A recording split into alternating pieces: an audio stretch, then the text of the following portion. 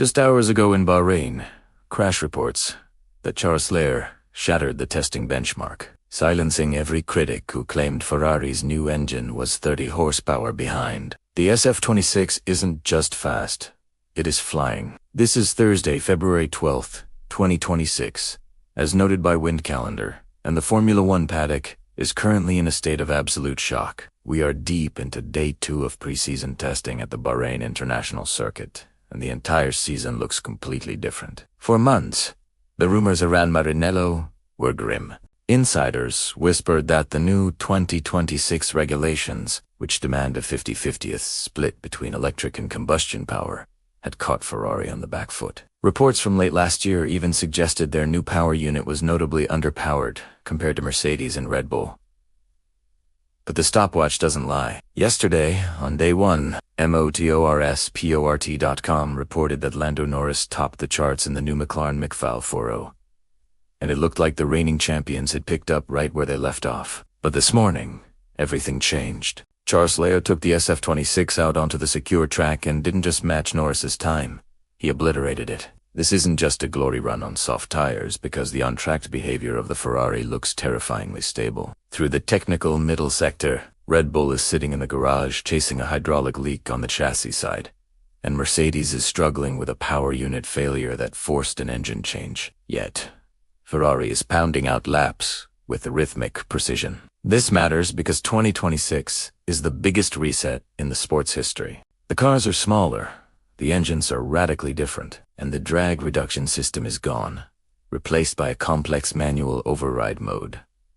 Everyone started from zero, and right now, on this Thursday morning, in the desert, it looks like the Prancing Horse might be the only one that actually galloped out of the gate ready to fight. The paddock is buzzing, not just because Ferrari is fast, but because the car looks finished, while everyone else looks like they are still panic building. We will break down exactly what happened in the last 4 hours. When the lights turned green this morning at 10 a.m. local time, nobody expected fireworks, since day 2 is usually for data gathering rather than speed. But Charles Leclerc had other plans.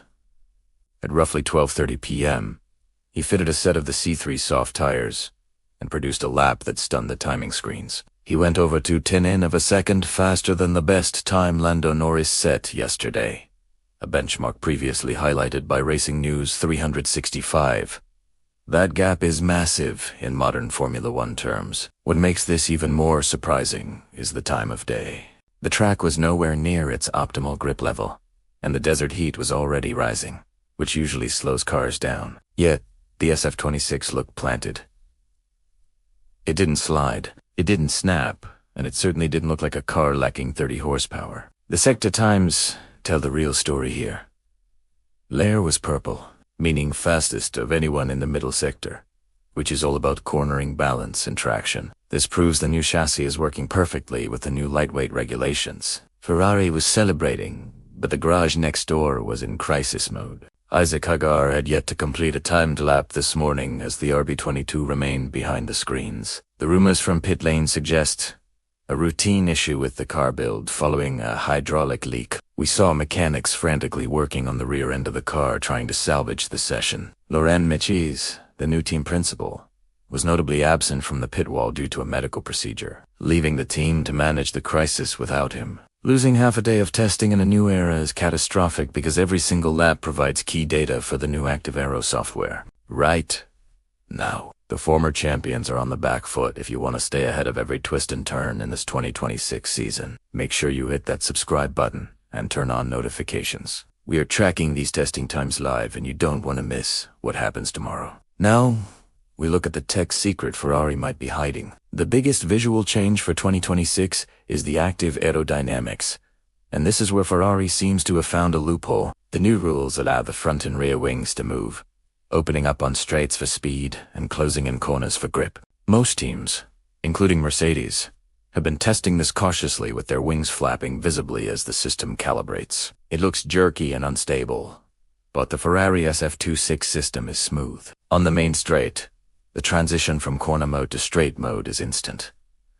There is no wobble. This stability allows Leclerc to brake much later into turn 1 because he trusts the downforce will be there the millisecond.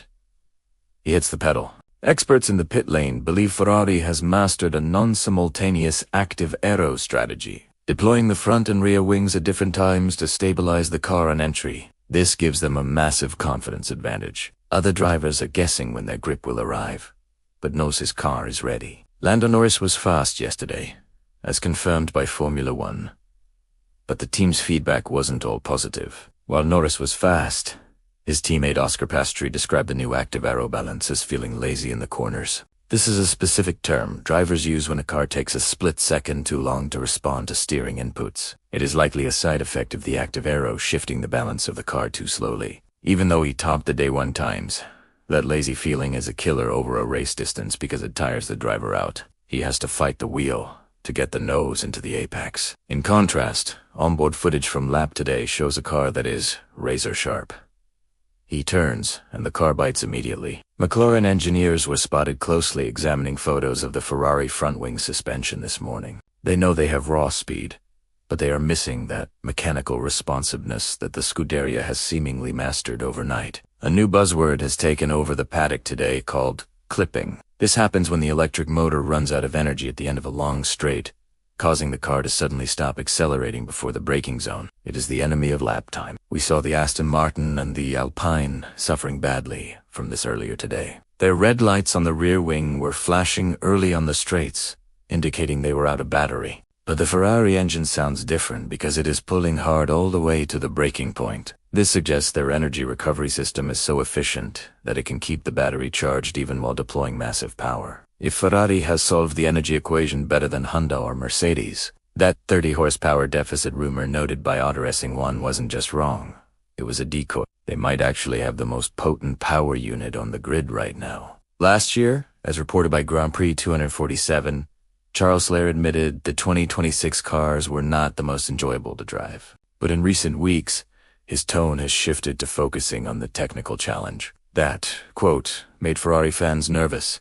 But look at his body language today. He jumped out of the car with a massive grin, high-fiving Fred Vaser in the garage. That anxiety is gone. Drivers only smile like that when they know they have a weapon. He spoke briefly to the media during the lunch break and said the correlation between the simulator and the track is scary good. That is the golden ticket in modern F1. If the car does exactly what the computer says it will, the team can bring upgrades every week, knowing they will work. His mood shift from cautious pessimism to outright swagger is the strongest indicator yet that Ferrari knows they have struck gold. One of the biggest challenges for 2026 was the drop in minimum weight to 770 kilograms. Teams struggled desperately to get their cars down to this limit without making parts too fragile. Today we saw the consequence of that struggle. Williams struggled to get their car ready, missing the Barcelona shakedown entirely. However, contrary to fears of fragility, the FW48 has been reliable in Bahrain, leading the mileage charts yesterday. Ferrari, however, seems to have built a tank that drives like a go-kart. The SF-26 is attacking the curbs aggressively. Leclerc was throwing the car over the harsh curbs at turn 10 without hesitation. The car didn't brake, and it didn't unsettle. This reliability suggests Ferrari hit the weight limit comfortably without compromising structural integrity. Other teams are nursing fragile parts, but Ferrari is pushing the limits of the track. In a long season, a car that you can abuse is a car that wins championships. So, what does this morning really mean for the championship? First, it destroys the idea that 2026 would be a walkover for any single team. The field is not just reset, it is scrambled. If Ferrari's pace is genuine, we are looking at a season where the Italians could dictate the tempo from race 1 in Australia. It also puts massive pressure on Red Bull and Mercedes to fix their issues immediately. In previous years, you could afford a bad test because the rules were stable and you knew your car was good. But with these new regulations, a bad test means your fundamental concept might be flawed. For us, watching at home, this is the best possible news. We aren't looking at a domination year. We are looking at a development war. The speed Ferrari showed today proves that the new Active Aero cars aren't slow and clunky as some feared, but beasts that require precision and bravery. The fact Sattler feels comfortable enough to push this hard on day 2 suggests the car has a wide operating window. That is rare for a brand new machine. Usually, new cars are finicky diva. The SF-26 looks compliant. The implication is clear that Maranello didn't just build a new car. They built a new philosophy, and right now, it is working better than anyone else's. The 2026 era has officially arrived and it is wearing red. Whether Red Bull can bounce back tomorrow remains the big question. But for today, the paddock belongs to Ferrari. Thanks for watching, and if you want more deep dives like this, hit subscribe.